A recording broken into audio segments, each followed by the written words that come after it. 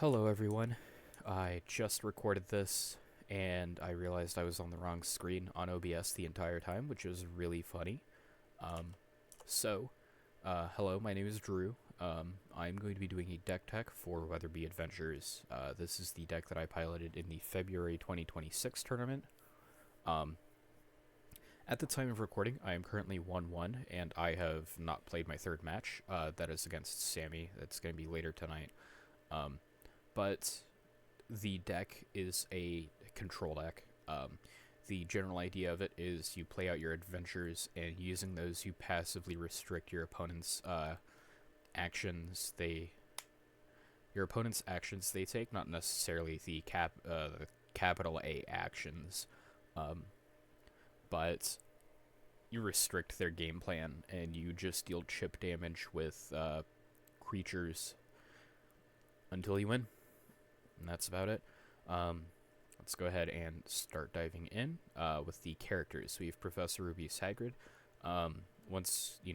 I don't have that many creatures in the deck. I actually only have a total of 2 copies in the main deck and then 2 copies in the sideboard that will proc Professor Rubeus Hagrid. But once during each of your turns, when you discard one of your Care of Magical Creatures lessons from play, you may draw a card and put a lesson from your discard pile into your hand. Specifically a ComC lesson. So that's definitely nice for when you need to replace the card you just played and then the lesson you just discarded. Sees play a lot, or used to see play a lot. It was a very popular starter about a year ago, maybe 6 months ago as well. And then moving on, we have Ron the Brave, a character that nobody plays because it's bad. Reads, at the end of each of your turns, if you played an adventure, you may search your deck for a character and show it to your opponent and put it in your hand and shuffle. This card is really funny because this card is normally a dead card because a lot of people will just turn one and play Ron Weasley. But if you can get it out, first off, it shuts down character decks because it makes them not be able to play Ron, which is really funny. But also the fact that it can search for like a Hagrid or a copy of the Weasley Twins or a copy of Ginny is really nice. On the topic of, we'll go ahead and move on to the Weasley Twins. This is a 4 of because it was originally the main way the deck won. It reads, before each of your turns, if you have an adventure in play, your opponent takes 2 damage. And so it was originally just full of adventures and enough lessons to not die to a playset of Potions Project, and I just called it there. Unfortunately, that variant didn't work out as well as I'd hoped, so now we're on this. And then we have Ginny, youngest Weasley. The first time each turn one of your cards is discarded from play, you may draw 2 cards. So the idea with this one is every time your opponent solves an adventure, part of solving it is, in fact, it being discarded from play. Which is really nice because you just draw 2 cards to replace it, and it's kind of funny. Onto the creatures. I'm on a total of 9, which is not a good number for me to be on. I should be on 12. I'm on 4 copies of Marble Gargoyle, which is a 5-cost 2/3. It is, in fact, a 5-cost 2/3 from... But when it does damage to your opponent, if they don't have any creatures in play, deals 3 more damage. So then it becomes a 5-cost 5/3, which is really nice. On the topic of creatures with varying damage, Veela, it's a 3-cost. When it does damage to an opponent, if they have 1 or more characters in play other than their starting character, it does 2 more damage. So it goes from being a 3-cost 1/1 to being a 3-cost 3/1, which is very often because a lot of people will run like Snape or Pomfrey or Quirrell or things like that. And then we're also on Welsh Green Dragon, 7-cost 6/4. To play it, you kick 2 ComC lessons, and when you play it, you do 6 damage to your opponent. It's very, very interesting, to say the least. And then we have the spells. We have Dog Bite, which just has a creature deal damage to your opponent equal to that creature's printed damage per turn. So, Welsh Green Dragon dealing an extra 6, Marble Gargoyle dealing an extra 5, things like that. Owl Post, 6 cost, draw 3 cards. I like drawing cards, I really do. It seems to win games. Could be wrong about that. But a lot of these Lynch decks are doing well, and I think it's because they're drawing cards. So I threw this in because I have nothing better to do. And then I threw in 3 copies of Deletrius for the sole fact of what you can do is you can bounce like an opponent's really disruptive card in play, and then you can bounce an adventure like Resurgence of the Dark Marker through the Arch that we'll talk about here in a bit, and reset your opponent's progress on them. And I think that's a really cool idea.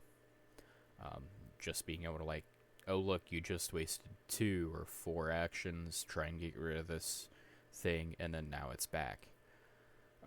On the topic of the adventures, let's go ahead and talk about Resurgence. Its effect is that cards cannot be played from or leave your opponent's discard pile. So it shuts down healing, shuts down brass scales, shuts down Hogwarts of History, Ollivanders, things like that. To solve it, your opponent needs to skip a total of 5 actions, and then the reward is that your opponent can choose one of your cards in play and discard it. So it's a pretty rough reward, but it's also a pretty rough effect. So this one seems relatively balanced. Pep Talk, format staple. First action your opponent uses must be used to draw a card. Then your opponent has to show a card with a printed power cost of 8 or more, and the reward is they may draw 2 cards. So really, really restricting character decks there. It's very nice, very handy. And it also stops other adventure decks, which is really fun. Through the Arch, another very fun, very completely and totally fair adventure. The effect is your opponent cannot play spell cards, which is very, very rough for a lot of decks, especially in this tournament from what I've seen. To solve it, your opponent has to skip 4 actions, which is 2 whole turns. And the reward is your opponent can put an item from their discard pile into their hand, which is kind of weird considering that this mainly deals with spells, but alright. But this card's really, really handy. I like it a lot. And then I am on a 5-12 split between Charms and Care of Magical Creatures lessons, with 4 copies of the Defense Against the Dark Arts through Deer, for a total of 21 lessons. But also I do have 2 non-lessons in the deck that do provide power, so. On the topic of the sideboard, I have 3 copies of Madam Pomfrey for healing, and for really funny decks like Griffin had recently played a Lynch deck where the control was constantly returning things to your hand. So what you would do is you would just return Pomfrey to your hand, and you just loop her over and over and heal all of your discard pile. It was really funny. I'm on 2 copies of Fluffy. First to solve Pep Talk, second as a potential win con for later on. I'm on Riding the Centaur. Its effect is prevent all damage that be done to you by your opponent's creatures. To solve, your opponent has to return 4 of their cards in play to their hand, and the reward is they may draw a card, mainly for like the creature matchup. I do have another card in the sideboard for this as well. Hiding from Snape stops items. So the effect is your opponent can't play items. Your opponent has to discard 4 items from their hand to solve, and the reward is they can search for any card in their deck and put it in their hand. Harry Hunting. Harry Hunting is the card I had just mentioned with Riding the Centaur about dealing with creatures. The effect is your opponent's creatures and spells need 2 more power to play. So, for example, if my opponent has a Harry Hunting out and I try and play a Veela, I don't need 3 power, I need 5, which is a huge difference in this game. Increasing that power cost sometimes is just straight up better than stopping them from playing cards of that type. To solve this, your opponent needs to discard 7 cards in their hand. So that's an entire starting hand, which is really wild. And then the reward is they can put a lesson from their discard pile into play. And then we have Locked In. So the effect is your opponent gets 1 fewer action on each of their turns, including the turn it's solved. And to solve it, your opponent has to discard 4 cards from their hand, and the reward is they may draw 2.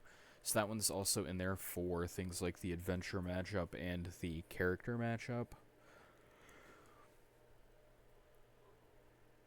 Trying to spend 2 action, or you can't exactly spend 2 actions on something when you don't have 2 actions to spend. And Locked In and Pep Talk are both pretty instrumental in doing something like that. But otherwise, this deck is... I'm not going to say it's great, I'm also not going to say it's bad. It definitely has some legs to it. Weatherby being the starter, we have a handful of options here. Off of your opponent playing a Potions lesson, you can drop either a Pep Talk or a Professor Hagrid. Off of your opponent dropping a Charms lesson, you can drop a lesson of your own. Transfig lets you drop the Weasley Twins through the Arch. Unfortunately, there is no card in the deck that starts with Q, so you're just kind of dead in the water against a Quidditch deck until they start playing spells.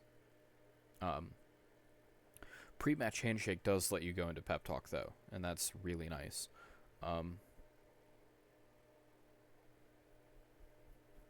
Anything that starts with R, I don't think I can't think of any off the top of my head. Will let you drop a Resurgence of the Dark Mark or a Ron the Brave, which are both very good in this deck. And if you sideboard it, it also lets you drop a Riding the Centaur. But I believe that is all. Thank you all for listening, and I will see you all next time.